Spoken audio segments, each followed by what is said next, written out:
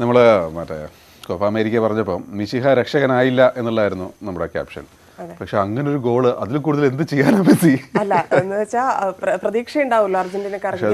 ഗംഭീര ഗോളായിരുന്നു, അതിഗംഭീരമായ ഗോളായിരുന്നു. തിരിച്ചടിച്ചതും നല്ല ഗോളായിരുന്നു. ഏതായാലും വരും ദിവസങ്ങളിലും നമുക്ക് വിശദമായി തന്നെ അതിലേക്ക് കിടക്കാം. ആദ്യം ലോക്ക്ഡൌണിലേക്ക് കിടക്കാം അല്ലേ. സംസ്ഥാന വ്യാപക ലോക്ക്ഡൌൺ പിൻവലിച്ചേക്കും. കൂടുതൽ സ്ഥാപനങ്ങൾക്ക് വ്യാഴാഴ്ച മുതൽ പ്രവർത്തന അനുമതി നൽകും.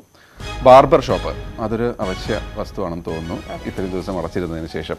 വസ്ത്ര വ്യാപാര കേന്ദ്രങ്ങൾ, തയ്യൽ കടകൾ എന്നിവ തുറക്കുകയും പൊതുഗതാഗതം ഭാഗികമായി അനുവദിക്കുകയും ചെയ്യാനാണ് സാധ്യത. ഹോട്ടലുകൾ, ബേക്കറി, അവശ്യ വസ്തുക്കൾ വിൽക്കുന്ന സ്ഥാപനങ്ങൾ തുടങ്ങിയവയ്ക്ക് കൂടുതൽ സമയം അനുവദിക്കുകയും ചെയ്യും. അതേസമയം തിയേറ്റർ, ബാർ, ഹോട്ടലുകളിലെ ഇരുന്ന് ഭക്ഷണം എന്നിവ ഉടനുണ്ടാവില്ല. ശനി, ഞായർ ദിവസങ്ങളിലെ നിയന്ത്രണങ്ങൾ നിലനിർത്തിയേക്കും. ഉമേഷാണ് ചേരുന്നത്. ഉമേഷ്, ഏതായാലും ഇന്നത്തോടു കൂടിയാണ് ഒരു കൃത്യമായ ചിത്രം കിട്ടുക എന്ന് മനസ്സിലാക്കുന്നു. എങ്ങനെയൊക്കെയാണ് സാധ്യതകൾ?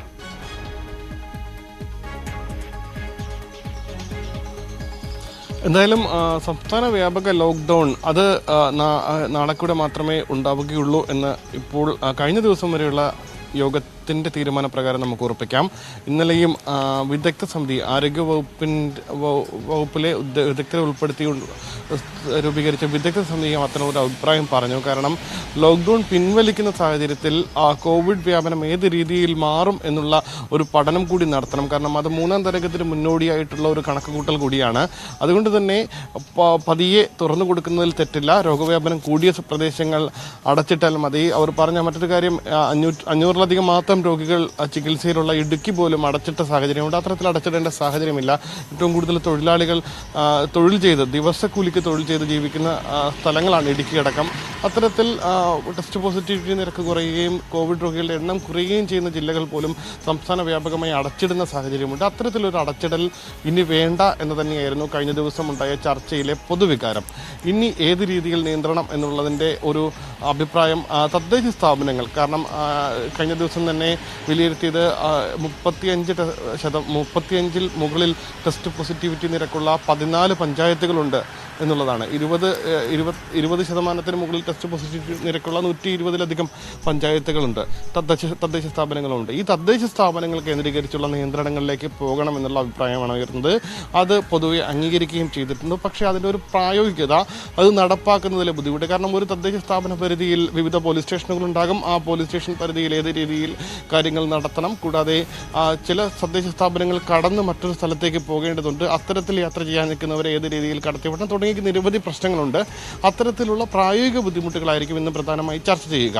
കൂടാതെ ലോക്ക്ഡൗൺ പൂർണ്ണമായി പിൻവലിക്കുമെങ്കിലും സാധാരണ ജീവിതം പൂർണ്ണമായി എത്തില്ല എന്നുള്ളതാണ് മറ്റൊരു കാര്യം. കാരണം നിയന്ത്രണങ്ങൾ ചെറിയ രീതിയിൽ തുടരും. കാരണം കോവിഡ് വ്യാപനം ഇപ്പോഴുമുണ്ട്. കഴിഞ്ഞ ദിവസം മുഖ്യമന്ത്രി പറഞ്ഞതുപോലെ ഡെൽറ്റ വകഭേദം ഇപ്പോഴും നമുക്കിടയിലുണ്ട്. അത് ആ വൈറസ് നമ്മുടെ ഇടയിലുണ്ട്. 93%-ലധികം പേർക്കും ഡെൽറ്റ വൈറസ് ബാധിച്ചതായിട്ടാണ് കണ്ടെത്തിയിട്ടുള്ളത്. സാധാരണഗതിയിൽ 5 മുതൽ 10 പേരിലേക്ക് വരെ ഇത്തരത്തിൽ വൈറസ് വ്യാപനം കൂടാൻ കാരണം, ഒരാളിൽ നിന്ന് 5 മുതൽ 10 പേരിലേക്ക് വരെ വ്യാപനം കൂടാൻ കാരണം ഡെൽറ്റ വൈറസ് ആണ് എന്നാണ് കണ്ടെത്തിയത്. അതുകൊണ്ട് തന്നെ പൂർണ്ണമായി തുറന്നു കഴിഞ്ഞാൽ വ്യാപനം വലിയ രീതിയിൽ കൂടും എന്നുള്ള ഒരു കണക്കുകൂട്ടലുണ്ട്. ആ സാഹചര്യത്തിൽ നിയന്ത്രണങ്ങളോട് കൂടി മാത്രമായിരിക്കും ലോക്ക്ഡൗൺ പിൻവലിക്കുക. അതിൽ പ്രധാനം ഇത്തരത്തിൽ നിലവിൽ തുറന്നു കൊടുക്കാത്ത കുറച്ച് കടകളുണ്ട്. അതായത് ബാർബർ ഷോപ്പുകൾ, വസ്ത്രവ്യാപാര സ്ഥാപനങ്ങൾ, ഇടയ്ക്കൊരു 2 വസ്ത്രവ്യാപാര സ്ഥാപനങ്ങളും ചെരുപ്പ് കടകളും ഇടയ്ക്ക് തുറക്കാൻ അനുവദിച്ചുവെങ്കിലും പൂർണ്ണതോതിൽ തുറന്നു എന്ന് പറയാനായില്ല.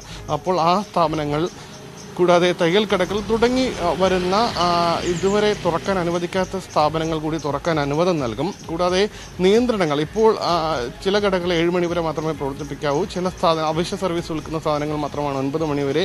അത്തരത്തിലുള്ള നിയന്ത്രണങ്ങൾ എടുത്തു മാറ്റണം എന്നുള്ള ആവശ്യം കഴിഞ്ഞ ദിവസം തന്നെ യോഗത്തിൽ ഉയർന്നിരുന്നു. ഒരു പക്ഷേ അത്തരത്തിൽ നിയന്ത്രണങ്ങൾ, അതായത് സമയപരിധി ഉണ്ടാകില്ല. കാരണം രാത്രി വൈകി വന്ന സാധനം വാങ്ങിയാൽ പോലും ഒരേ സമയത്ത് കൂടുതൽ ആൾക്കൂട്ടം ഒരു കടയിൽ ഉണ്ടാകുമ്പോഴാണ് രോഗവ്യാപന സാധ്യത കൂടുതൽ സമയം തുറന്ന് പ്രവർത്തിപ്പിക്കാൻ അനുമതി നൽകുന്നതോടുകൂടി ഇത്തരത്തിൽ ആൾക്കൂട്ടങ്ങൾ കടയിൽ ഒഴിവാകും.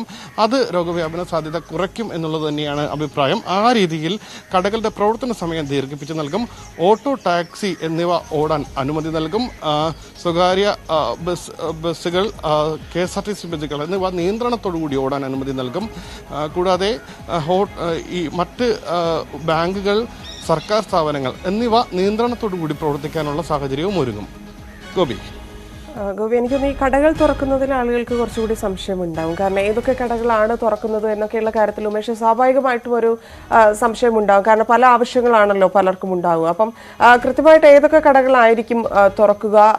നേരത്തെ പറഞ്ഞു വസ്ത്രം, അതുപോലെ ചെരുപ്പ് കടകൾ, ബാർബർ ഷോപ്പ്, അങ്ങനെയൊക്കെയുള്ള കടകൾ പറഞ്ഞു. പക്ഷെ അതിനേക്കാൾ ആവശ്യങ്ങളുള്ള മറ്റേതൊക്കെ കടകൾക്കായിരിക്കും ഇളവുണ്ടാവുക? എത്ര സമയം വരെ? ഇപ്പോൾ 7 മണി വരെ എന്നുണ്ടായിരുന്നത് അതിനേക്കാൾ കൂടുതൽ എത്ര സമയം വരെ ആയിരിക്കും ആ ടൈമിംഗ് നീളാൻ സാധ്യത?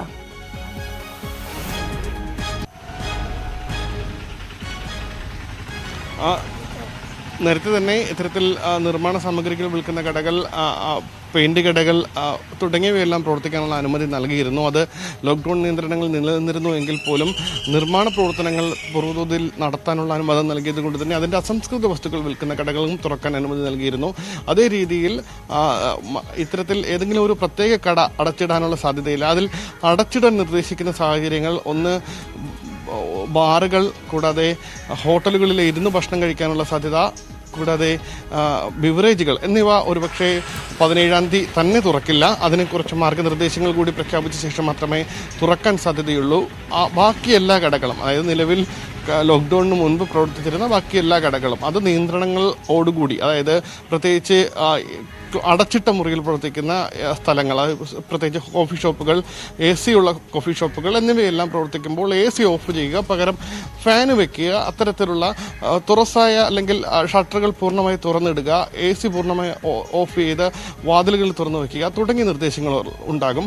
പക്ഷേ മാളുകൾ എന്നും ഉടൻ പ്രവർത്തനാനുമതി നൽകില്ല. മാളുകളിലെ സൂപ്പർ മാർക്കറ്റുകൾക്ക് ഒരു പക്ഷേ അത് പ്രത്യേക സാഹചര്യം പരിഗണിച്ച് പ്രവർത്തനാനുമതി നൽകിയാലായി. പക്ഷേ മാളുകൾക്ക്, വലിയ മാളുകൾക്ക് ഉടൻ പ്രവർത്തനാനുമതി ഉണ്ടാകില്ല. സൂപ്പർ മാർക്കറ്റുകളിലും ഈ പറഞ്ഞതുപോലെ AC ഓഫ് ചെയ്ത ശേഷം തുറന്ന് പ്രവർത്തിപ്പിക്കാനുള്ള അനുമതി നൽകും. ഈ രീതിയിലായിരിക്കും നിയന്ത്രണങ്ങൾ ഇളവ് ചെയ്യുക.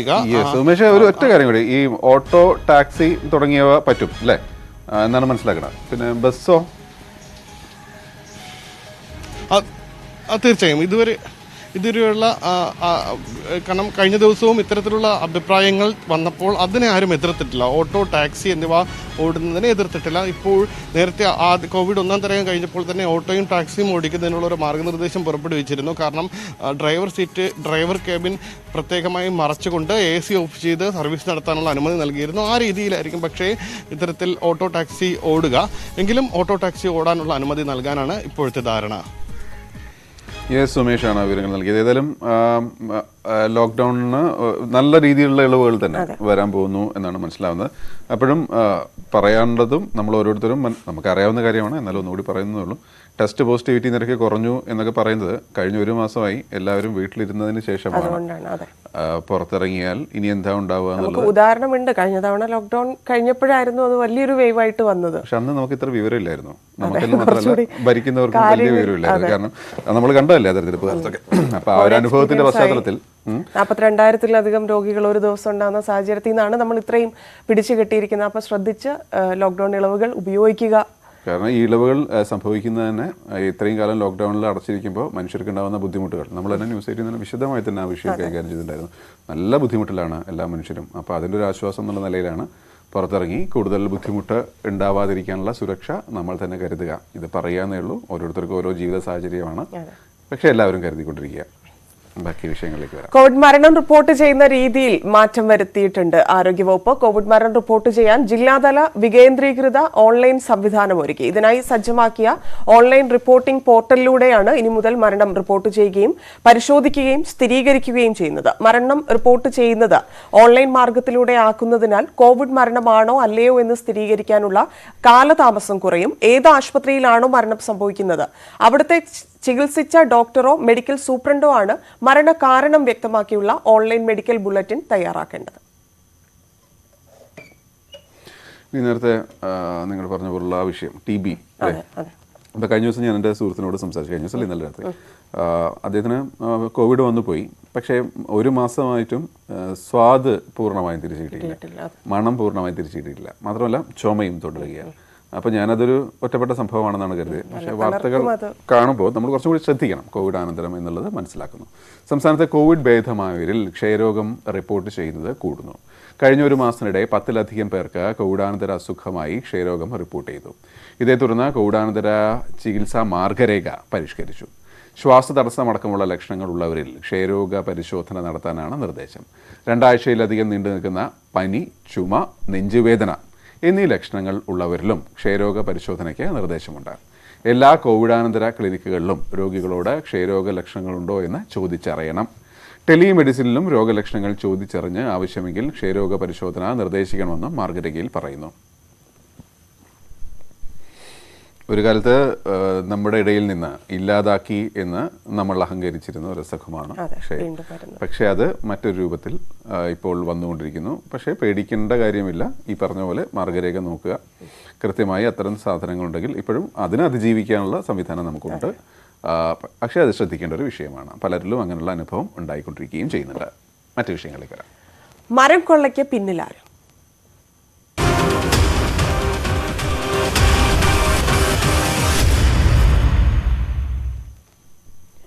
മരമുറി വിവാദത്തിൽ മുൻ മന്ത്രിമാരായ ഇ ചന്ദ്രശേഖരനെയും കെ രാജുവിനെയും സംരക്ഷിക്കാൻ സിപിഐ തീരുമാനം. റവന്യൂ ഉത്തരവിൽ അപാകതയില്ലെന്നും റവന്യൂ മന്ത്രി K Rajan, E Chandrasekharan, K Raju എന്നിവരുമായി കാനം രാജേന്ദ്രൻ നടത്തിയ ചർച്ചയിൽ വിലയിരുത്തലുണ്ടായി. പട്ടയഭൂമിയിൽ മരം മുറിക്കാൻ അനുവദിക്കണമെന്ന കർഷകരുടെ ആവശ്യത്തിൽ വിശദമായ കൂടിയാലോചനകൾക്ക് ശേഷം തീരുമാനം മതിയെന്നാണ് ധാരണ. ഉത്തരവിറക്കിയ സാഹചര്യത്തെക്കുറിച്ച് വിശദമായ ചർച്ചയാണ് ഇന്നലെ MN സ്മാരകത്തിൽ നടന്നത്. ഉത്തരവിന്റെ പേരിലുള്ള വിവാദം അനാവശ്യമാണ്. 2005 മുതൽ ഉയർന്നുവന്ന ആവശ്യമാണ് സർക്കാർ പരിഗണിച്ചത്. അതും പല തലങ്ങളിൽ നടത്തിയ കൂടിയാലോചനയ്ക്ക് ശേഷം. സർവകക്ഷി യോഗവും മതമേലധ്യക്ഷരുടെ യോഗവും ഇക്കാര്യം ആവശ്യപ്പെട്ടു. ആർക്കും എതിരഭിപ്രായം ഉണ്ടായിരുന്നില്ല. എല്ലാ പട്ടയഭൂമിയിലും മരം മുറിക്കാൻ അവകാശം നൽകിയിട്ടില്ലെന്ന വിലയിരുത്തൽ ശരിയല്ല. വസ്തുതകൾ മറച്ചുവെച്ച് വിവാദമുണ്ടാക്കുകയാണെന്നും ഇ ചന്ദ്രശേഖരൻ വിശദീകരിച്ചു. സതുദ്ദേശത്തോടെയുള്ള ഉത്തരവിന് ദുർവ്യാഖ്യാനം ചെയ്തവർക്കെതിരെ നടപടി വേണം. സർക്കാർ ഇപ്പോൾ പ്രഖ്യാപിച്ചിട്ടുള്ള അന്വേഷണത്തിൽ ക്രമക്കേട് നടത്തിയവരുടെ പങ്ക് വെളിച്ചത്തു വരുമെന്നും നേതാക്കൾ പ്രത്യാശ പ്രകടിപ്പിച്ചു. അതുവരെ CPI നേതാക്കളുടെ ഭാഗത്തുനിന്ന് വിവാദ പ്രസ്താവനകൾ പാടില്ലെന്ന് കാനം നിർദ്ദേശിച്ചു. പട്ടയഭൂമിയിൽ മരം മുറിക്കാൻ അനുമതി നൽകണമെന്നത് കർഷകരുടെ ദീർഘകാല ആവശ്യമാണ്. അത് അവഗണിക്കാനാകില്ല. എങ്കിലും ഉത്തരവിറക്കുന്നതിന് വിശദമായ ചർച്ചകൾക്കും നിയമോപദേശത്തിനും ശേഷം മതിയെന്നും ചർച്ചയിൽ ധാരണയായി.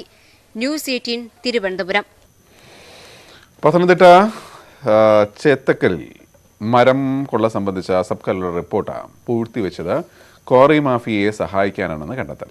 ക്വാറി തുടങ്ങാൻ അനുകൂല നിലപാടെടുത്ത ഉദ്യോഗസ്ഥർക്കെതിരെ നടപടിക്ക് ശുപാർശ ചെയ്ത റിപ്പോർട്ടിൽ സ്ഥലം വനഭൂമിയിൽപ്പെടുന്നതാണെന്ന് കണ്ടെത്തിയിരുന്നു.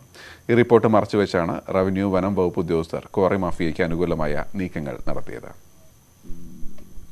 2019 മാർച്ചിൽ ഡെൽറ്റ ഗ്രൂപ്പ് ക്വാറിക്കായി നൽകിയ അപേക്ഷയിൽ പരിശോധന നടക്കുമ്പോൾ തന്നെയാണ് ചേത്തിക്കലിൽ 4.34 ഹെക്ടർ വനഭൂമിയിലെ 300ഓളം മരങ്ങൾ സ്വകാര്യ വ്യക്തികൾ മുറിച്ചു കടത്തിയത്.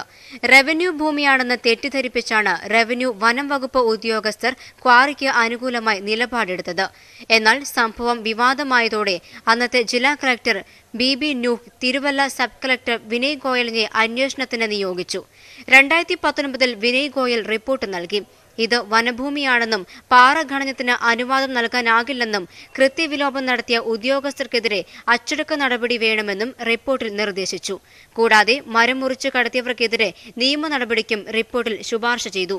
എന്നാൽ ഡെൽറ്റ ഗ്രൂപ്പ് വീണ്ടും ക്വാറിക്കായി അപേക്ഷ നൽകിയപ്പോൾ ചേത്തക്കൽ വില്ലേജ് ഓഫീസർ തയ്യാറാക്കിയ മഹസറിൽ വനഭൂമി വീണ്ടും സർക്കാർ പുറമ്പോക്കായി മാറി. റാന്നി തഹസിൽദാരുടെയും ചേത്തക്കൽ വില്ലേജ് ഓഫീസറുടെയും കൃത്യവിലോപം കണ്ടെത്തിയ റിപ്പോർട്ടിൽ ഇതുവരെ നടപടിയുണ്ടായിട്ടില്ല. ന്യൂസ് 18 പത്തനംതിട്ട. വിവാദ റവന്യൂ ഉത്തരവിനെ തുടർന്ന് പട്ടയഭൂമിയിൽ നിന്ന് മരം മുറിച്ചുവിറ്റ കർഷകർക്കെതിരെ തൃശൂർ ജില്ലയിലും കേസുകൾ. ഭൂവുടമകൾക്കെതിരെ വനം വകുപ്പ് കേസെടുത്തതോടെ ആശങ്കയിലാണിവർ.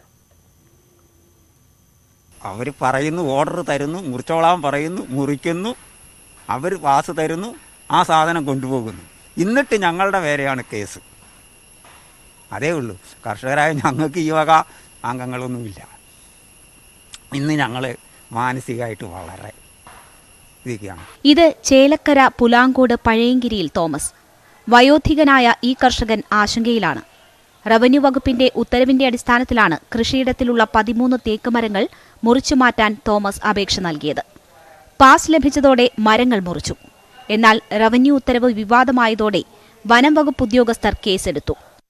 ഞങ്ങളുടെ ഇത് ഒറിജിനൽ പട്ടയം തന്നെയാണ്. 67 മുമ്പോ വേറൊരു പാർട്ടിക്ക് കൊടുത്ത പട്ടയം ആ പ്രകാരം ആധാരപ്രകാരം അവർക്ക് മക്കൾക്ക് കൊടുത്ത വീതം ഞങ്ങൾ വാങ്ങിയതാണ് സ്ഥലം മേടിച്ചിരിക്കുന്നത്. ഞങ്ങൾ ഏതാണ്ട് 20 വർഷം 5 വർഷം മുമ്പ് ഇത് മേടിച്ചിരിക്കുന്നത്. അതിൻ്റെ എല്ലാ റെക്കോർഡുകളും രേഖകളും ഞങ്ങളിലുണ്ട്. ഞങ്ങൾ ആ 12-13 മരം കൊടുത്തതിന് 3 ലക്ഷം രൂപ തന്നു. അത് അയാൾ പറഞ്ഞു, വില പറഞ്ഞ് സമ്മതിച്ചു. ഞങ്ങൾ അത് ഞങ്ങൾക്ക് തരുകയും ചെയ്തു. കച്ചവടക്കാരൻ അത് തരുകയും ചെയ്തു. മച്ചാട് ഫോറസ്റ്റ് റേഞ്ചിന് കീഴിൽ ഇത്തരത്തിൽ മരം മുറിച്ചുവിട്ട ഒട്ടേറെ കർഷകർക്കെതിരെ കേസുണ്ട്. 33 പാസുകളാണ് മച്ചാട് റേഞ്ച് ഓഫീസിൽ നിന്ന് മാത്രം അനുവദിച്ചത്. തൃശൂർ ജില്ലയിലെ വടക്കാഞ്ചേരി, പട്ടിക്കാട്, മച്ചാട് റേഞ്ചുകളിലായാണ് വ്യാപകമായ രീതിയിൽ മരം കൊള്ള നടന്നത്. കോടിക്കണക്കിന് രൂപയുടെ ഈട്ടി, തേക്ക് മരങ്ങളാണ് ഇവിടെ നിന്ന് മുറിച്ചു കടത്തപ്പെട്ടത്. റവന്യൂ വകുപ്പിന്റെ ഉത്തരവും അതിന്റെ അടിസ്ഥാനത്തിൽ പാസ് അനുവദിച്ച വനം വകുപ്പ് ഉദ്യോഗസ്ഥരുടെ നടപടിയും തെല്ലൊന്നുമല്ല കർഷകരെ ദുരിതത്തിലാക്കിയിരിക്കുന്നത്. മരം മുറിച്ചുമാറ്റാൻ ഇടനിലക്കാരായവർ കേസിൽ ഇതുവരെ ഉൾപ്പെട്ടിട്ടുമില്ല. എന്തിനാണ് കേസെടുത്തതെന്ന് പോലും കർഷകരിൽ പലർക്കും അറിയില്ല. ന്യൂസ് 18 തൃശൂർ. ഏതായാലും മരം മുറിക്കാമെന്ന ഉത്തരവ് അത് മുറിച്ചോളൂ എന്ന് പാസ് കൊടുത്ത വനം വകുപ്പ്. പക്ഷെ കേസ് വന്നത് കർഷകർക്ക്. ശുദ്ധ തോന്നിവാസം എന്നല്ലാതെ അതിനൊന്നും പറയാനില്ല. പാവം കർഷകരെ രക്ഷിക്കാനുള്ള അല്ലെങ്കിൽ അവർക്കുള്ള നടപടികൾ സർക്കാർ കൈക്കൊള്ളട്ടെ എന്ന് പറയുന്നു. ഇതിന് ഇടനിലക്കാരായി നിന്നവർ ഇപ്പോൾ 3 ലക്ഷം രൂപയ്ക്കാണ് മരം വിറ്റത്. അത് മാർക്കറ്റിലെത്തുമ്പോൾ ഇടനിലക്കാർക്ക് എത്ര കിട്ടും എന്നുള്ളത് ഈ മേഖലയിലുള്ളവർക്കറിയാം. അവരൊന്നും കേസിൽ പ്രതിയുമല്ല. ശുദ്ധ തോന്നിവാസം എന്നല്ലാതെ അതിലൊന്നും പറയാനില്ല. ബാക്കി വാർത്തകളിലേക്ക്. മരംകൊള്ള അന്വേഷണത്തിന്റെ ഭാഗമായി ADGP S. ശ്രീജിത്തിന്റെ നേതൃത്വത്തിൽ ഇന്ന് തൃശൂരിൽ യോഗം ചേരും. ജില്ലയിലെ മരമുറി അന്വേഷിക്കുന്ന വനംവകുപ്പിന്റെ ഉന്നത ഉദ്യോഗസ്ഥർ യോഗത്തിൽ പങ്കെടുക്കും. അതേസമയം പട്ടയഭൂമിയിൽ നിന്ന് പാസിൽ മുറിച്ച് കടത്തിയ 75 മീറ്റർ ക്യൂബ് മരങ്ങൾ കണ്ടെടുത്തു. ഭൂവുടമയ്ക്കും മരം കൊണ്ടുപോയ ആൾക്കുമെതിരെ വനംവകുപ്പ് കേസെടുത്തു. മരം കടത്താൻ ഉപയോഗിച്ച ഒരു വാഹനവും കസ്റ്റഡിയിലെടുത്തു. ഇന്നലെ മാത്രം ഫ്ലൈയിംഗ് സ്ക്വാഡ് നടത്തിയ പരിശോധനയിൽ തൃശൂർ വനം ഡിവിഷനിൽ നിന്ന് കടത്തിയ 100ഓളം തേക്ക് തടികൾ കണ്ടെത്തി. 80 ലക്ഷം രൂപയിലേറെ വില വരുന്ന തടികളാണ് കണ്ടെത്തിയത്. ഈ കേസിൽ കൊണ്ടുപോയവർക്കെതിരെയും കേസുണ്ട് അല്ലേ? ഈ നിയമത്തിന് കണ്ടില്ല എന്ന് നമ്മൾ പറയുന്ന പോലെ. പക്ഷേ അത് അനുഭവിക്കേണ്ടി വരുന്നത് ചിലപ്പോൾ ഇതറിയാത്ത മനുഷ്യർ കൂടിയായിരിക്കും. ഏതായാലും രാഷ്ട്രീയ വിഷയങ്ങളിലേക്ക് വന്നു കഴിഞ്ഞാൽ KPCC DCC പുനഃസംഘടനയിലും പിടിമുറുക്കി ഹൈക്കമാൻഡ്. പുനഃസംഘടനയ്ക്ക് നേതൃത്വം നൽകാൻ 5-അംഗ തെരഞ്ഞെടുപ്പ് സമിതിയെ ഹൈക്കമാൻഡ് നിശ്ചയിക്കും. സംസ്ഥാന ജില്ലാ തലത്തിൽ അച്ചടക്ക സമിതിക്കും രൂപീകരിക്കും. ചർച്ചകൾക്കായി താരിഖ് അൻവർ കേരളത്തിലെത്തും. സംസ്ഥാനത്ത് ഗ്രൂപ്പ് വീതം വെപ്പ് അനുവദിക്കില്ലെന്ന നിലപാടിലാണ് ഹൈക്കമാൻഡ്. KPCC അധ്യക്ഷനും വർക്കിംഗ് പ്രസിഡന്റുമാരും നാളെ ചുമതലയേറ്റാൽ DCC അധ്യക്ഷന്മാരെ നിശ്ചയിക്കുന്നതിനുള്ള നടപടികളിലേക്ക് കടക്കും. ഇതിനായി 5-അംഗ സമിതിയെ ഹൈക്കമാൻഡ് തീരുമാനിക്കും. K. സുധാകരൻ അധ്യക്ഷ സ്ഥാനം ഏറ്റെടുക്കുന്ന ചടങ്ങിൽ പങ്കെടുക്കാൻ സംസ്ഥാനത്തിന്റെ ചുമതലയുള്ള AICC general secretary Tariq Anwar ഇന്ന് രാത്രി കേരളത്തിലെത്തും. നാളെ തന്നെ 5-അംഗ സമിതിയുടെ കാര്യത്തിലും തീരുമാനമുണ്ടായേക്കും. പുനഃസംഘടന വേഗത്തിൽ പൂർത്തിയാക്കണമെന്നും ഹൈക്കമാൻഡ് നിർദ്ദേശം നൽകും. താരിഖ് അൻവറിന്റെ നേതൃത്വത്തിൽ എല്ലാ ജില്ലകളിലെയും നേതാക്കളുമായി ആശയവിനിമയം നടത്തും. പുനഃസംഘടനയ്ക്കൊപ്പം സംസ്ഥാന ജില്ലാ തലങ്ങളിൽ അച്ചടക്ക സമിതിയെ രൂപീകരിക്കും. UDF കൺവീനർ സംബന്ധിച്ച അഭിപ്രായ സ്വരൂപണവും നടത്തും. K. മുരളീധരനാണ് പ്രഥമ പരിഗണന. അനാരോഗ്യത്തെ തുടർന്ന് ഉമ്മൻചാണ്ടി AICC ജനറൽ സെക്രട്ടറി പദവി ഒഴിഞ്ഞേക്കും. KV തോമസിന് സംസ്ഥാന ചുമതലയുള്ള ജനറൽ സെക്രട്ടറി സ്ഥാനം നൽകാനുമാണ് നീക്കം. KP Abhilash, news 18 Delhi. നെന്മാറയിൽ യുവതി 10 വർഷം ഭർതൃവീട്ടിൽ ഒളിച്ചു ജീവിച്ച സംഭവത്തിൽ പോലീസ് റിപ്പോർട്ട് സമർപ്പിച്ചു. വനിതാ കമ്മീഷനാണ് റിപ്പോർട്ട് നൽകിയത്. സംഭവത്തിൽ ദുരൂഹതയില്ലെന്നും റഹ്മാനും സജിതയും പറഞ്ഞത് ശരിയാണെന്നും റിപ്പോർട്ടിൽ പറയുന്നു. വനിതാ കമ്മീഷൻ ഇന്ന് നെന്മാറ സന്ദർശിക്കും. പ്രസാദ് ഉടുമ്പശ്ശേരി ചേരുന്നു. പ്രസാദ്, പ്രശ്നമൊന്നുമില്ല, അതായത് ഒളിച്ച് താമസിപ്പിക്കുകയായിരുന്നില്ല, രണ്ടുപേരുടെയും സമ്മതത്തോടെയാണ് താമസിച്ചത്. എന്നാൽ ഈ താമസിച്ചു 10 വർഷത്തോളം അതേ വീട്ടിൽ തന്നെ താമസിച്ചു എന്നാണോ അന്വേഷണത്തിൽ കണ്ടെത്തിയത്? എപ്പോഴാണ് വനിതാ കമ്മീഷൻ സ്ഥലത്തെത്തുന്നത്? ഇവരുമായി സംസാരിക്കുന്നത്? ധന്യ, ഈ വിഷയത്തിൽ പോലീസ് നേരത്തെ തന്നെ അന്വേഷണം നടത്തിയിരുന്നു. അതിനെ തുടർന്നാണ് പിന്നീട് വനിതാ കമ്മീഷനും വിശദമായ റിപ്പോർട്ട് ആവശ്യപ്പെട്ടിട്ടുള്ളത്. അതായത് റഹ്മാന്റെ വീട്ടിൽ, അയിലൂർ സ്വദേശി റഹ്മാന്റെ വീട്ടിൽ സജിത 10 വർഷത്തോളം റഹ്മാന്റെ വീട്ടുകാർ പോലും അറിയാതെ താമസിച്ചു എന്നുള്ളതാണ്. ഇത് വലിയ തോതിൽ ആളുകളിൽ അവിശ്വസനീയതയും അതോടൊപ്പം തന്നെ അസംഭവ്യമെന്നും പറഞ്ഞിരുന്നു. പോലീസ് വിശദമായ പരിശോധന തന്നെ നടത്തി. റഹ്മാന്റെയും സജിതയുടെയും മൊഴികൾ വേറെ വേറെ രേഖപ്പെടുത്തുകയും ആ പ്രദേശത്ത് പ്രാദേശികമായി അന്വേഷണം നടത്തുകയും എല്ലാം തന്നെ ചെയ്തിരുന്നു. സജിത വീട്ടിൽ താമസിച്ചപ്പോൾ ഉണ്ടായ സംഭവങ്ങളെല്ലാം സജിത പോലീസിനോട് വ്യക്തമാക്കി. അതായത് റഹ്മാന്റെ ഇല്ലാത്ത സമയത്ത് പോലും അവിടെ നടന്ന കാര്യങ്ങൾ സമീപ വീടുകളിൽ തൊട്ടടുത്ത ഉള്ള വീടുകളിൽ നടന്ന കാര്യങ്ങളെല്ലാം തന്നെ സജിത പറയുകയും അത് പിന്നീട് പോലീസ് അന്വേഷിച്ച് ശരിവെക്കുകയുമാണ് ഉണ്ടായിട്ടുള്ളത്. അതായത് ഈ സംഭവത്തിൽ ദുരൂഹതകളൊന്നും തന്നെ ഇല്ല. സജിതയും റഹ്മാനും, സജിതയ്ക്ക് മറ്റ് പരാതികളൊന്നും തന്നെ ഇല്ല. സജിത അവിടെ 10 വർഷം ജീവിച്ചു എന്നുള്ളത് ശരിയാണ് എന്ന് തന്നെയാണ് പോലീസ് പറയുന്നത്.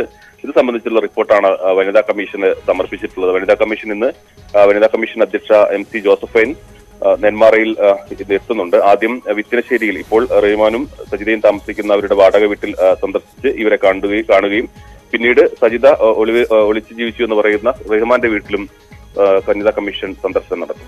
യെസ് പ്രസാദ്, ഏതായാലും പ്രസാദ് പറഞ്ഞ പോലെ ഈ വിഷയത്തിൽ അവിശ്വസനീയതയുണ്ട്. അത് നമ്മുടെ വിഷയമാണ്, അവരുടെ വിഷയം, അവർ ഭംഗിയായി ജീവിക്കുക എന്നുള്ളതാണ്. അങ്ങനെ തന്നെ ഇങ്ങോട്ട് പോട്ടെ എന്നുള്ളതായിരിക്കും ഇനിയത്തെ നടപടി, അല്ലേ? തീർച്ചയായും ഗോപി, അത് തന്നെയാണ്.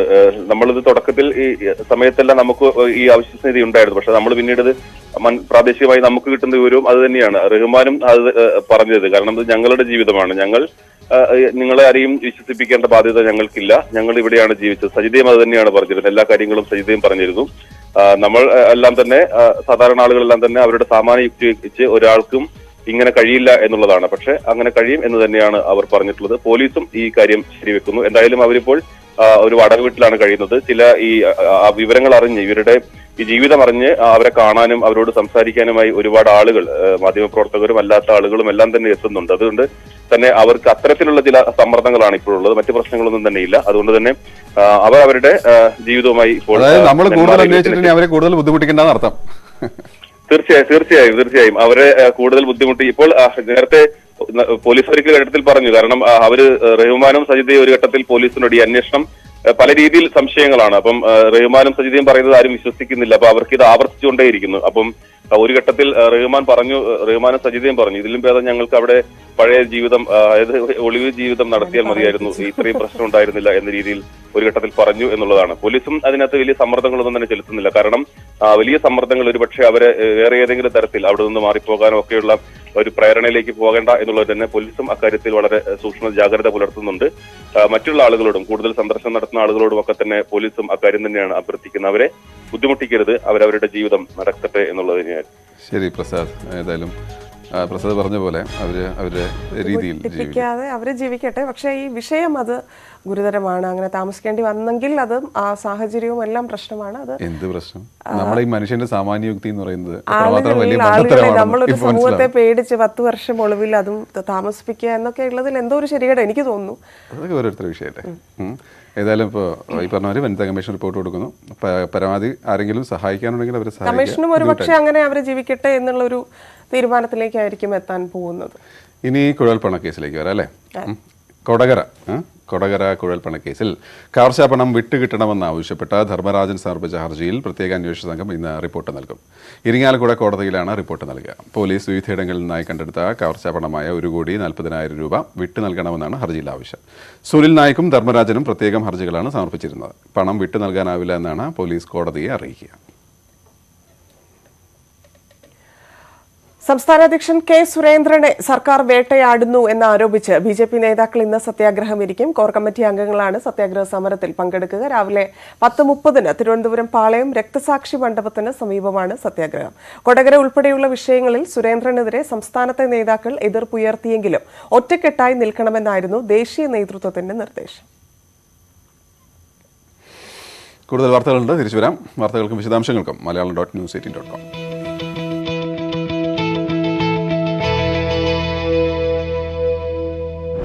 യൂറോ കപ്പിൽ ഇന്ന് 2 മത്സരങ്ങളാണ്. നിലവിലെ ചാമ്പ്യന്മാരായ പോർച്ചുഗലും ഹംഗറിയും തമ്മിലാണ് ആദ്യ മത്സരം. രാത്രി 9:30 ബുഡാപെസ്റ്റിലാണ് പോരാട്ടം. ഫ്രാൻസ് ജർമ്മനി പോരാട്ടം രാത്രി 12:30 മ്യൂണിക്കിൽ നടക്കും.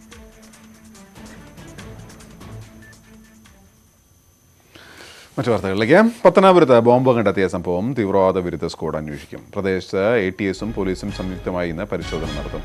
കേന്ദ്ര അന്വേഷണ ഏജൻസികൾ സംഭവത്തിന്റെ വിശദാംശങ്ങൾ തേടി. വിനോദാണ് ചേരുന്നത്. വിനോദ്, എന്തൊക്കെയാണ് വിവരങ്ങൾ? ഗോപി, കഴിഞ്ഞ ദിവസമാണ് റബ്ബർ എസ്റ്റേറ്റിൽ നിന്ന് ഡിറ്റണേറ്ററും ജലാസ്റ്റിക്കും ഒപ്പം തന്നെ വയറുകളും അടങ്ങിയ ഒരു കവറിൽ പൊതിഞ്ഞ നിലയിലുള്ള കവർ ലഭിച്ചത്. ഇത് വിശദമായി കഴിഞ്ഞ ദിവസം പോലീസ് പരിശോധിച്ചിരുന്നു. ഇതിന് പിന്നാലെയാണ് ഇപ്പോൾ സംസ്ഥാന ATS കേസ് ഏറ്റെടുത്തിരിക്കുന്നത്. നേരത്തെയും ഇവിടെ സ്ഫോടക വസ്തുക്കളുടെ സാന്നിധ്യമുണ്ടായിരുന്നു. തമിഴ്നാടുമായി അതിർത്തി പങ്കിടുന്ന പ്രദേശങ്ങളിൽ നേരത്തെയും സ്ഫോടക വസ്തുക്കൾ കണ്ടെടുത്ത സംഭവം ഉണ്ടായി. തമിഴ്നാട് ക്യൂ ബ്രാഞ്ച് ആ സാഹചര്യത്തിൽ ഇവിടങ്ങളിൽ പരിശോധന നടത്തിയിരുന്നു. ഏതായിരുന്നാലും സ്റ്റേറ്റ് ATS കേസ് ഏറ്റെടുത്തിട്ടുണ്ട്. കേന്ദ്ര ഏജൻസികളും ഇത് സംബന്ധിച്ച് വിശദാംശങ്ങൾ തേടിയിട്ടുണ്ട്. കഴിഞ്ഞ ദിവസങ്ങളിൽ വാർത്തയുണ്ടായിരുന്നു, ശ്രീലങ്കയിൽ നിന്ന് ആയുധങ്ങളുമായി ബോട്ടിൽ ഒരു കൂട്ടം പേർ ഇന്ത്യൻ തീരത്തേക്ക് സഞ്ചരിക്കുന്നു എന്നത്. ഇതിന് പിന്നാലെയാണ് ഇപ്പോൾ ഇത്തരത്തിൽ ആയുധശേഖരം കണ്ടെടുത്തത് അല്ലെങ്കിൽ സ്ഫോടക വസ്തുക്കൾ കണ്ടെടുത്തതെന്നത് സംഭവത്തിന്റെ ആശങ്ക വർദ്ധിപ്പിക്കുന്നുണ്ട്. ഇതിന്റെ അടിസ്ഥാനത്തിൽ കൂടിയാണ് വേഗത്തിൽ തന്നെ ATSന്റെ ഭാഗത്ത് നിന്ന് ഒരു നടപടി ഉണ്ടായിരിക്കുന്നത്. ഗോപി, ശരി, നന്ദി വിനോദ്.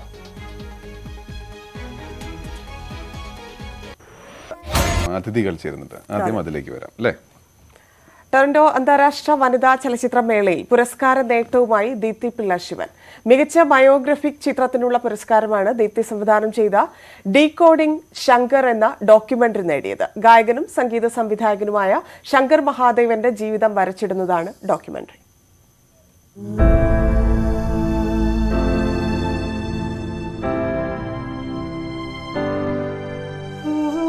ശങ്കർ മഹാദേവന്റെ സംഗീതയാത്രയും വ്യക്തിജീവിതവും അടയാളപ്പെടുത്തുന്നതാണ് 45 മിനിറ്റ് ദൈർഘ്യമുള്ള ഡോക്യുമെന്ററി. ടൊറന്റോ അന്താരാഷ്ട്ര ചലച്ചിത്രമേളയിൽ മികച്ച ബയോഗ്രഫിക് ചിത്രത്തിനുള്ള പുരസ്കാരമാണ് ഡീകോഡിംഗ് ശങ്കറിലൂടെ ദീപ്തി പിള്ള ശിവൻ നേടിയത്.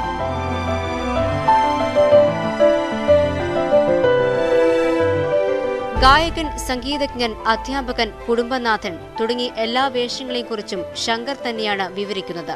കുടുംബാംഗങ്ങൾക്കൊപ്പം പണ്ഡിറ്റ് ജസ്രാജ്, ഉസ്താദ് സക്കീർ ഹുസൈൻ, അമിതാഭ് ബച്ചൻ, സച്ചിൻ ടെണ്ടുൽക്കർ തുടങ്ങി നിരവധി പ്രഗത്ഭരും ഡോക്യുമെന്ററിയുടെ ഭാഗമായിട്ടുണ്ട്.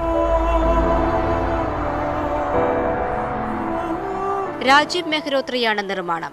Germany, South Korea, Spain, Sweden തുടങ്ങി നിരവധി അന്താരാഷ്ട്ര ചലച്ചിത്രമേളകളിൽ ഇതിനോടകം പ്രദർശിപ്പിച്ചിട്ടുണ്ട് ഡീകോഡിംഗ് ശങ്കർ.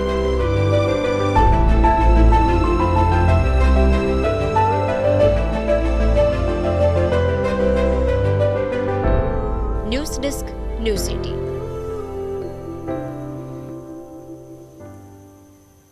രണ്ടുപേരും നമ്മളോട് കൂടെ അതിഥികളായി ചേരുന്നു. ശ്രീ ശങ്കർ മഹാദേവനുമുണ്ട്, മാഡം ദീപ്തിയും നമ്മളോട് കൂടെ ചേരുന്നുണ്ട്. ആദ്യം ശ്രീ ശങ്കർ മഹാദേവനിലേക്ക്. Sir, good morning. First of all, congratulations. After many awards for your performance, now an award for story of your own life. How well do you receive the news?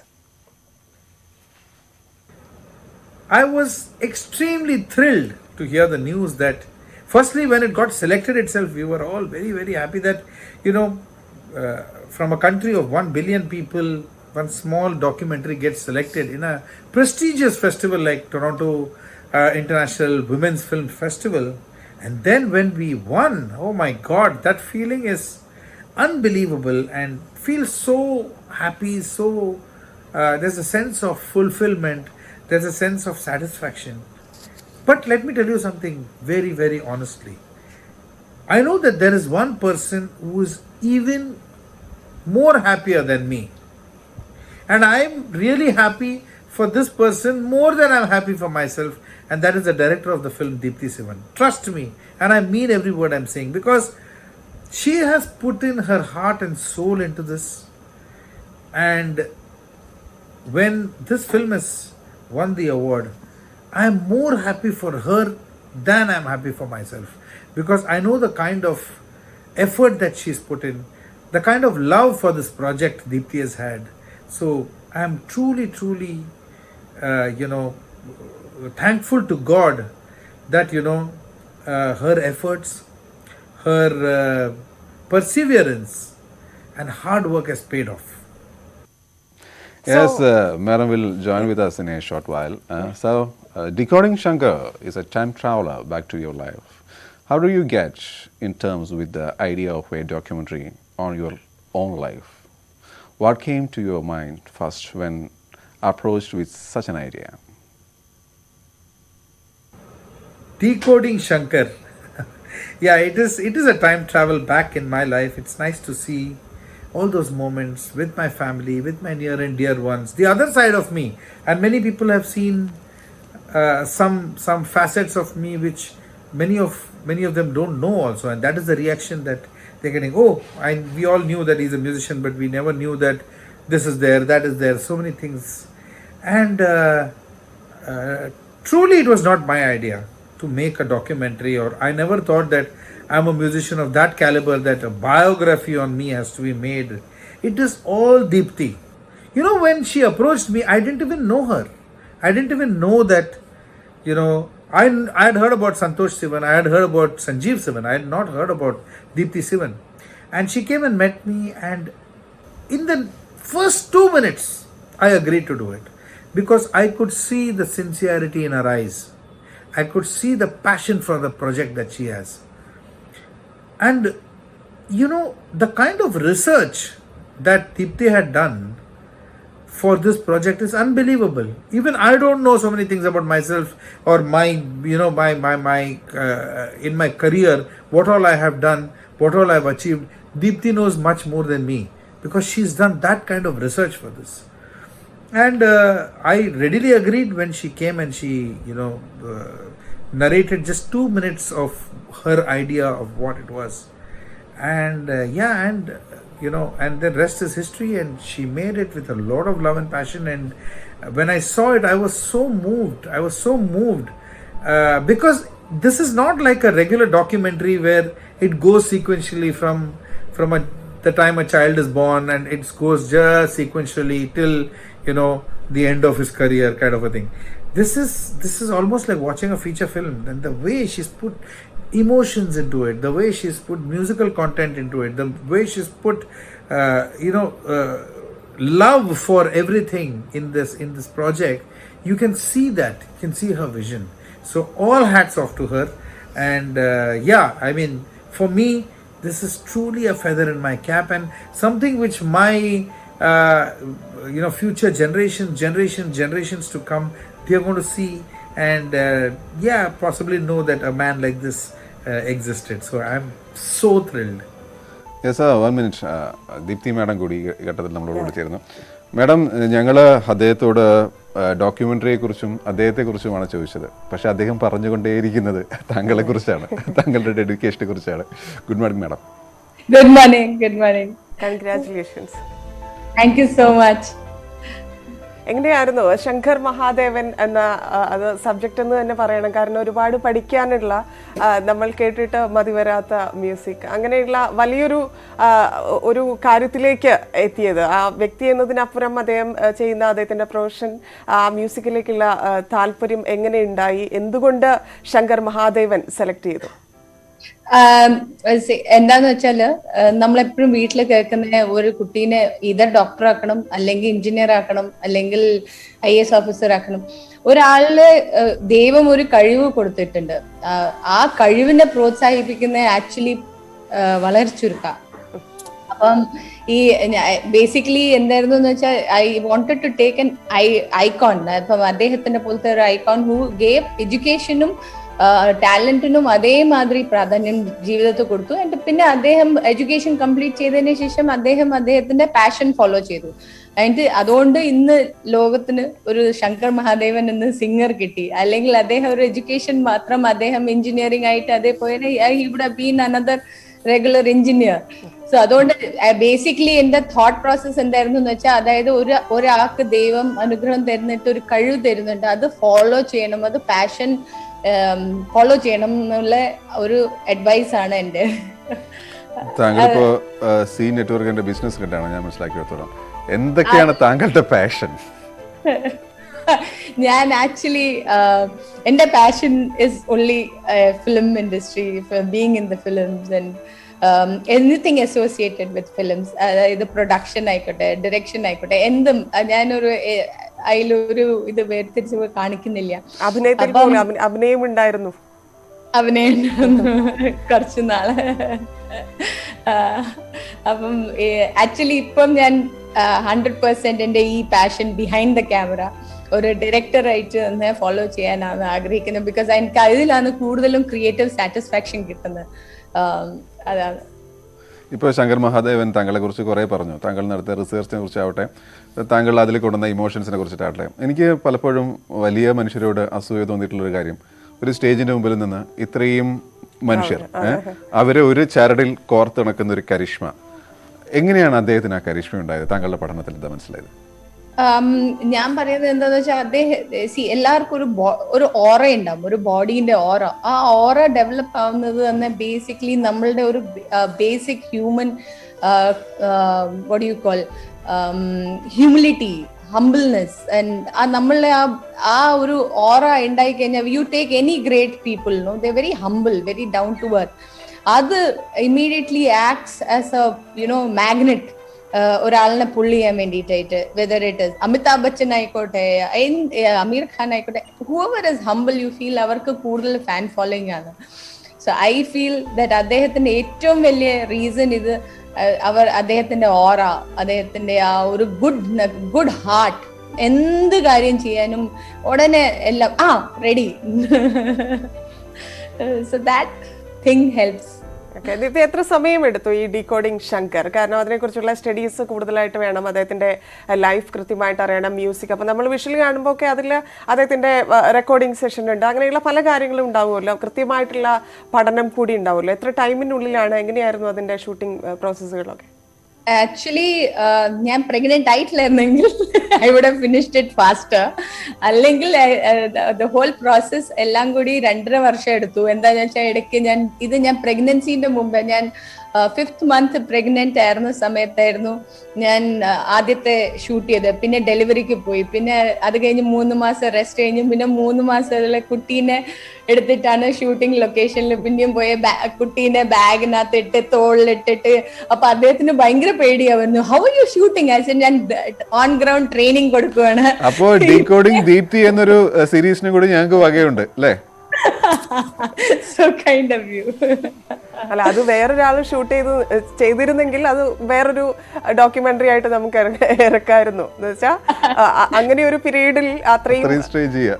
Okay, അപ്പൊ എന്താണ് passion എന്നുള്ളതിന്റെ അർത്ഥം എന്ന് പ്രേക്ഷകർക്ക് മനസ്സിലായിട്ടുണ്ടാവും.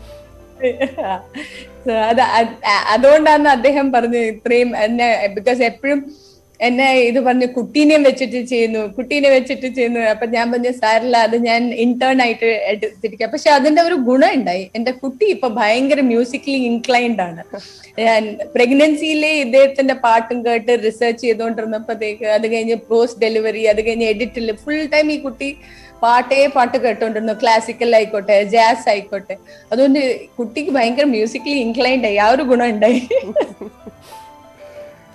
ഏതായാലും ഇപ്പോ അംഗീകാരങ്ങൾ വന്നുകൊണ്ടിരിക്കുന്നു, എങ്ങനെ ആസ്വദിക്കുന്നു അതിനെ? തീരെ പ്രതീക്ഷിച്ചില്ല. ഭയങ്കര സന്തോഷമുണ്ട്.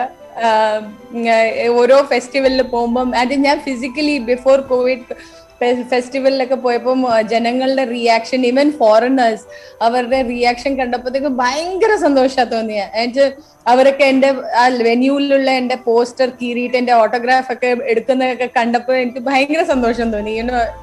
Even foreigners loved it. That is a big thing for me. ഇനി അദ്ദേഹത്തോടു കൂടി ആ സന്തോഷം ചോദിക്കാൻ തോന്നുന്നു. അതെ sir, the award to life of a musician is a honor to Indian music industry too. How would you recollect your time with the makers of the documentary?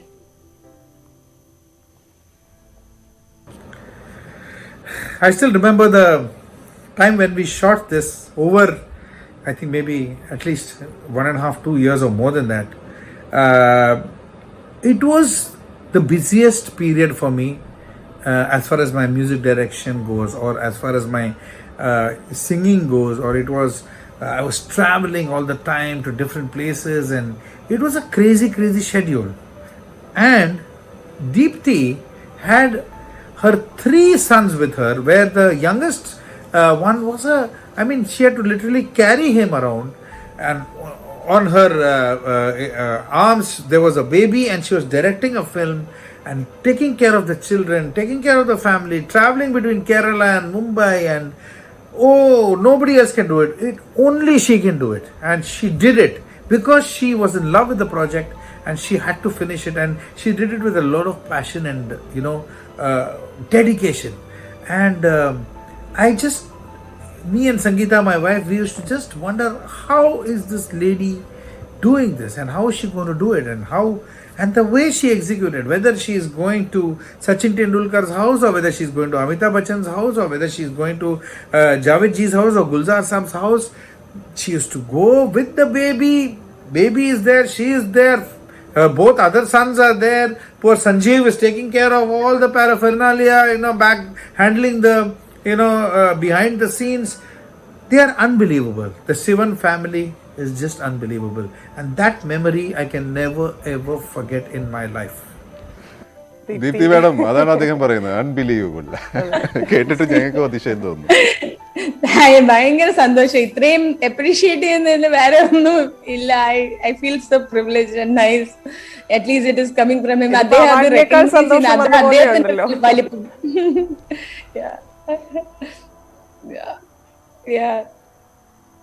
Excuse me. Okay, so now we all are locked at homes. Can you sing a song for our viewers? Yes, it is a difficult time now. All of us we've been at home for the last at least, I think, 1.5 years now, and we can see a lot of distress going around, and it's difficult. I know everybody's facing a lot of different kinds of troubles. But the only way I try to, convince myself, console myself, is I wake up in the morning and I say, hey, I'm hale and hearty, I'm breathing, my near and dear ones are safe, thank you God. And I feel happy, and I feel lucky. So that is the way I think anybody can console oneself. And I just like to sing 2 lines of a song for you. This is very valid today. हर घड़ी बदल रही है रूप जिंदगी, छाँव है कभी कभी है धूप जिंदगी, हर पल यहाँ जी भर जियो, जो है समा कल हो ना हो. Live every moment to the fullest, ladies and gentlemen. Thank you so much. Thank you, sir. Thank you so much. Sir. Deepthi madam, താങ്കളിപ്പോൾ അദ്ദേഹത്തെക്കുറിച്ച് പറഞ്ഞൊരു വാക്ക് എത്രമാത്രം ഡൗൺ ടു എർത്ത് ആണ്, സിമ്പിൾ ആണെന്നുള്ളത്. അവസാനം ഇപ്പോൾ അദ്ദേഹം പറഞ്ഞ കാര്യത്തിൽ നിന്ന് അത് പൂർണ്ണ ബോധ്യവുമാണ്. ഈ നിമിഷത്തിൽ ജീവിക്കുക എന്നുള്ളത്. എനിക്ക് കോഡിങ്ങും ഡീകോഡിങ്ങും ഒന്നും അറിയില്ല, എന്നാലും പച്ചയായ മനുഷ്യരെ ഡീകോഡ് ചെയ്യുന്നത് എത്രമാത്രം ബുദ്ധിമുട്ടാണ് മാഡം? ആക്ച്വലി ഇദ്ദേഹത്തിനെ പറ്റിയിട്ട് എനിക്ക് ചെറുപ്പം മുതലേ, ഞാൻ അദ്ദേഹത്തിന്റെ ബ്രെത്ത്ലെസ് സോങ് വന്നപ്പോ തൊട്ട് ഞാൻ ഭയങ്കര ഫാനായിരുന്നു. അപ്പം അദ്ദേഹത്തിനെ പറ്റിയിട്ടുള്ള എല്ലാം അറിയായിരുന്നു എനിക്ക്. പിന്നെ അദ്ദേഹം പറഞ്ഞ മാതിരി എനിക്ക് എല്ലാ കാര്യവും അദ്ദേഹത്തിനെക്കാട്ടും നല്ലോണം അറിയാം. ഞാൻ പറയുമ്പോഴത്തേക്ക് it was that day that year, I know you know better എന്നൊക്കെ പറയുന്നു. അപ്പൊ അതുകൊണ്ട് ആ ഒരു ബോണ്ട് അത്രയും ജാസ്തി ഉണ്ടായതുകൊണ്ട് it was easier for me to do. പക്ഷെ വേറെ വല്ല ലൈക്ക് ഒരു ദിവസം ചിലപ്പോൾ ഞാൻ അദ്ദേഹത്തിനെ ഷൂട്ട് ചെയ്യാൻ നേരത്തെ ഒരു 2-3 പ്രാവശ്യം ഡ്രസ്സൊക്കെ മാറാൻ പറയും. അങ്ങനെയൊക്കെ കോപ്പറേറ്റ് ഒക്കെ ചെയ്യായിരുന്നു. അത് അങ്ങനെ എല്ലാവരും ചെയ്യണമെന്നില്ല. പക്ഷെ ഇദ്ദേഹത്തിന്റെ ആ ഹംബിൾനെസ് കാരണം മാത്രമാണ് I was able to execute and make a good film because of his cooperation. ഞാൻ പറയുന്നത് എനിക്ക് ഈ പടം ഇത്രയും നല്ലോണം ഉണ്ടാക്കാൻ പറ്റിയ അദ്ദേഹത്തിന്റെ കാരണം മാത്രമാണ്, വേറെ ഒന്നുമല്ല. ഞാൻ റിസർച്ച് ചെയ്തതിന് ശേഷം അൺടിൽ ദ പ്രൊട്ടാഗണിസ്റ്റ് കോപ്പറേറ്റ് എനിക്ക് നല്ല പടം ഉണ്ടാക്കാൻ പറ്റില്ല. അപ്പൊ അദ്ദേഹത്തിന്റെ കാരണം തന്നെയാണ് ഇത് ഞാൻ ഇത്രയും നല്ല പടം ഉണ്ടാക്കാൻ പറ്റിയെന്ന് എനിക്ക് പറയാൻ പറ്റൂ. പിന്നെ ഒരുപാട് പേര് സഹകരിച്ചില്ല, അതും മഹാരഥന്മാര്, സച്ചിൻ, അമിതാഭ് ബച്ചൻ, ഇവരൊക്കെ എന്താ പറയാ, നേരിട്ട് കാണുക, അവരൊക്കെ സഹകരിപ്പിക്കുക. എങ്ങനെയുണ്ടായിരുന്നു ആ ഒരു അനുഭവം? അത് അവർക്ക് ഇദ്ദേഹത്തിന്റെ അടുത്തുള്ള സ്നേഹം ആയിരുന്നുകൊണ്ടൊന്നും ഇമ്മീഡിയറ്റ്ലി അവര് എനിക്ക് ടൈമും ഇതൊക്കെ തന്നത് ഷൂട്ട് ചെയ്യാൻ വേണ്ടിയിട്ടായിട്ട്. എന്നിട്ട് അവരും ഇദ്ദേഹത്തിന്റെ മാതിരി very simple, down to earth, very nice, like Amitabh Bachchan ആരായിക്കോട്ടെ, Aamir Khan, simple down to earth. പിന്നെ അമീർ ഖാന്റെ relationship dates back to my family because അദ്ദേഹത്തിന്റെ ആദ്യത്തെ പടം റാഖ് നമ്മളെ ഫാമിലി ആയിരുന്നു ആദ്യം ചെയ്തത്. സംഗീത് ചേട്ടൻ, സന്തോഷ് ചേട്ടൻ, സഞ്ജീവ് ഏട്ടൻ എല്ലാവരും കൂടെ ചേർന്ന് ചെയ്തത്. അതുകൊണ്ട് ആ ഒരു ബോണ്ട് എനിവേസ് ഫാമിലി ഉണ്ടായിരുന്നു. So everywhere actually even Amitabh Bachchan team everywhere even my family thing also work one way.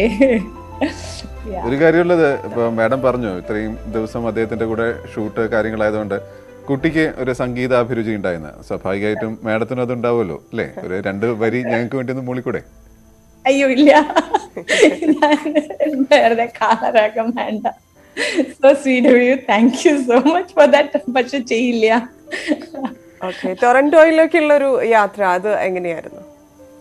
അതെ, ഇപ്പൊ വെർച്വൽ ആയതുകൊണ്ട് ഇതെല്ലാം വെർച്വലി ആണ് ബിക്കോസ് ഓഫ് കോവിഡ്. അതുകൊണ്ട് പോണ്ടേ വന്നില്ല. ഏതായാലും കോവിഡ് ഒക്കെ മാറും, നമ്മൾ വീണ്ടും കാണും. താങ്കൾ ഇനിയും വലിയ പുരസ്കാരം നേടിയിട്ട് ഒരു ദിവസം അല്ലേ? വീണ്ടും കാണാം. Thank you so much. നാ പൊന്നാവട്ടെ. Thank you Deepthi. Thank you madam. തിരിച്ചു വരാം ഇടവേളയ്ക്ക് ശേഷം.